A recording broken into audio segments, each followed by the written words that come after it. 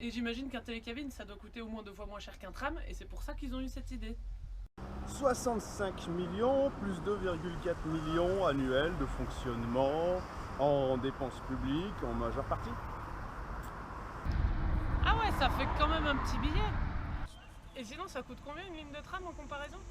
Un des arguments des promoteurs du projet est que le câble est économique puisque son coût au kilomètre est inférieur à celui d'un tramway, mais pour avoir une métrique pertinente, il faut ramener le coût global aux voyageurs et au kilomètre, et une ligne de tramway en transporte 10 fois plus dans un temps donné.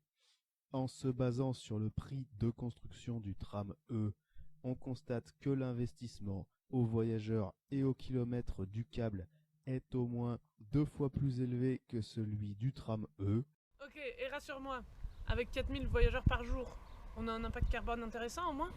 Le SMAG chiffre cet impact à 130 tonnes équivalent CO2 par an. Ça a l'air beaucoup, mais non. Ça correspond à 0,1% de l'objectif que la métropole a fixé en 2016 dans son plan Air Énergie Climat, à savoir 111 000 tonnes équivalent CO2 par an. Bon, ça fait quand même un peu flipper ce que tu nous dis là. Mais au fait, le SMAG et la métro, ils sont pas censés réfléchir à une cohérence d'ensemble des transports en commun? Au départ, le métrocable était intégré dans un projet de réaménagement d'ensemble des transports en commun de la métropole nommé Plan de déplacement urbain.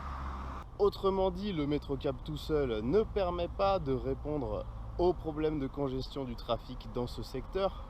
D'autres aménagements étaient évoqués comme une augmentation de la fréquence des lignes de bus, des trains plus fiables et plus ponctuels sur la liaison Lyon-Grenoble qui passe par Saint-Égrève.